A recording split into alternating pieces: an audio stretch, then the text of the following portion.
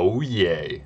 Another USB 2.0 webcam with the same hardware. I'm so happy to see such innovation in a thriving field. This review is going to be a snarky one, and if you haven't seen it already, consider watching my short Dear Webcam Companies video before watching this one. Let's go. Useful tech education and gaming nostalgia that won't put you to sleep. Get subscribed and turn on notifications so you won't miss the next guide. I'm EposVox, here to make tech easier and more fun, and this is the Razer Kiyo, or Kiyo, or Kiyo! I don't really know which. I'm super late to the party on this review compared to my normal webcam coverage, since Razer doesn't like sending out review units. They have a cult following and don't really need more in-depth coverage than, hey guys, it's Razer, let's buy it, so why bother, I guess? But better late than never. For $99, you're basically getting a Logitech C922 webcam with a ring light built in. It has the same quality, same quirks, same problematic manual controls as the Logitech cams, and even with the weird, smudgy, interpolated 720p 60fps mode. But at the top tier pricing of the C922 models. Logitech's models have some pretty messy pricing right now. $89 for the C922X, which is now the version that comes with the Personify ChromaCam background replacement software licensing, or the more reasonable $58 for the model numberless ProStream webcam, which is just the C922 without the messy software. The better choice in most cases to go with the $58 model, honestly. Razer's offering does keep the tripod mount on the bottom, which has been very handy for me. I've done quite a few streams with the Kiyo now, both with gaming streams with additional light in front of my face like you see now, and for my IRL streams up in the studio where the only other sources of light were behind my head. The ring light is handy to have, but its usefulness is limited by the crappy sensor in the webcam. To use the full light to balance your face out with existing lighting, the camera overexposes and you cannot compensate for this even with manual settings without basically making the rest of your scene pitch black. For example, we're on auto settings now. If I crank this up, I am just completely blown out. And if I try to make it light my hand, it just darkens everything, which is kind of cool that it does that, and honestly this is a cool look back here, but using it, like, my face looks hideous right now. Similarly, when using the ring light as your primary light source, you either have too dark of an image, too grainy an image, or too washed out of an image, and neither of that is ideal. This is the problem I ran into when I reviewed the Marantz turret system a while back too. It's a very similar setup with the exact same issues. All of the tests you are seeing live are done with the ring light off and with the China balls in my office on, but I'm cutting in some test shots with a darker environment in order for you to see the environment with the ring light being the primary light source. This is with auto settings while live. The light is useful to have in tight situations though, and I have found it to be actually incredibly useful for product shots where I specifically need a webcam fed into the stream, such as mouse shots or keyboard shots over top of gameplay. Since I use black desk mats and often the products themselves are black, the ring light can be quite handy there. I have the Logitech C920 and C922 webcams set up here as well, along with the Kiyo and a good real camera, so you can see the quality comparison. But in most situations other than this weird yellow light here, which I have in the background, which I can turn off in a second, it's almost identical to the C922. Like, I'm fairly certain this just has the Logitech C922 hardware inside, much like how their Ripsaw capture card is just an AverMedia Live Gamer Extreme with Razer branding. This also means that if you try to use the gamery 720p 60fps mode, you get a smudgy, ugly mess, as it's interpolating from some super low resolution to pull off this frame rate, just like the C922. And unless your exposure is just right, you're usually lucky to get smooth 30fps from webcams anyway. You can see the exposure is actually not ideal for the C920 and C922 here, and so it's actually a little stuttery. If I flip on an LED panel, let it compensate, I'm a little overexposed, but the motion smooths up quite a bit. Still nothing compared to the 60fps of the real camera.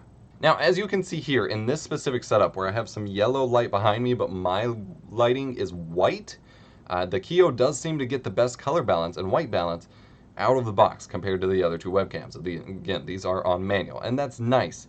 If you have too much light in your scene, like when I turn on this LED panel, it honestly goes to crap and can't compensate the image, and now the white balance is all kind of jacked, but as is, it's kind of nice. But there is a little bit more yellow to me. Like, my hair is not honestly that bright yellow. It is compensating for that yellow light back there, and this affects the saturation of my shirt here. This is actually why I picked this shirt, so you can see in the comparison it is very saturated in this webcam, which is not going to compress well on a super low bitrate stream. Converse to that, if I try to do some focus testing here, you will see the Kiyo seems to have the worst face detection autofocus of the camera. So if what my goal here is, because currently the Kiyo is completely focused on my backdrop. It is grabbing all of that, and that looks super sharp. So if I pull my face up here and block off the scene, if I get close enough, it'll focus on my face, and you can see the details in my mustache and things like that. If I back up enough, even let it grab the background. Actually, it may still be on the background now. Yeah, let it grab the background. Then even if I cover it up, it's been having in my testing a lot of trouble keeping focus on my face.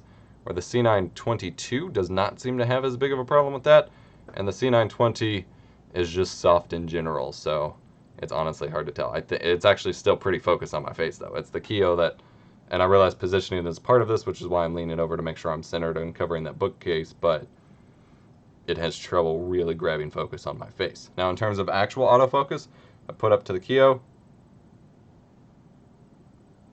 grabs it fairly quickly, C922, fairly quickly, C920, honestly the quickest of them all. Of course, the real camera is manual focus.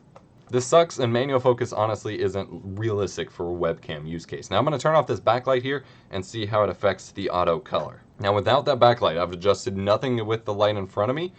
This is starting to overexpose way more on the Kiyo, so it is definitely doing some gain compensation, and I think it expects the ring light to be on, but it just can't handle it. Like, this is barely on. Like, if I turn it lower, it will go off, and I'm just way overexposed. And this is like traditional, I mean, it's not traditional, but it's like normal room lighting. Like, there's no reason to lower this.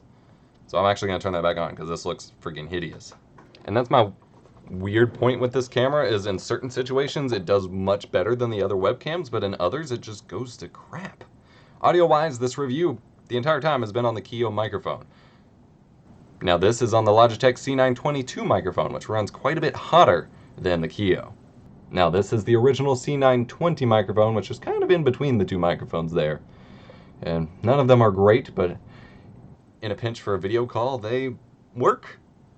Honestly, this is probably the most blunt and snarky review of anything that I've ever written. I'm quite annoyed with the sad state of the webcam market right now, and Razer slapping a cheap LED on existing webcams doesn't make me feel any better about it.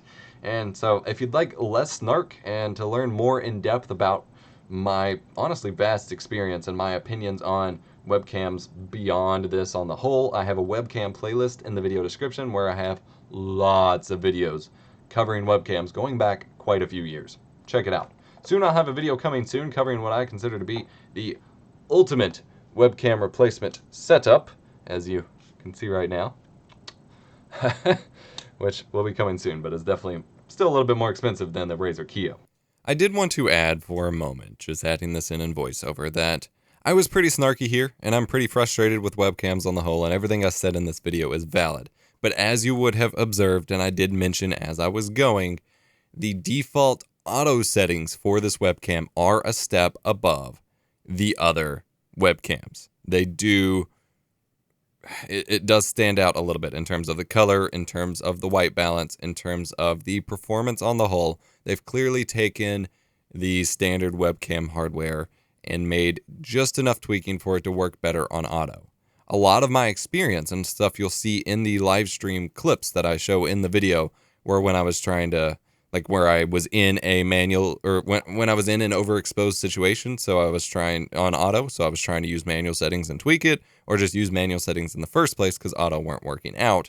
There is where the webcam reaches the same limitations as the others and falls apart, and that is still a big frustration for me. But if you're looking for one to just throw up on auto and have a handy light, it's still decent. It's just expensive for, in my opinion, the same webcam we've had going on for about 6 or so years now. Otherwise, product affiliate links are in the description below that like button. As always, hit that button if you enjoyed the review, subscribe for more tech content, and I'll see you next time. This video is sponsored by viewers like you. Our videos would not be possible without the generosity of those of you who contribute to one of our fan funding options, be it donor box, Twitch subscriptions, direct contributions via PayPal, or Patreon. To join our inner circle and get behind the scenes looks at videos, go to eposvox.com/support to learn more, and join us on Discord at eposvox.com/discord. Thanks.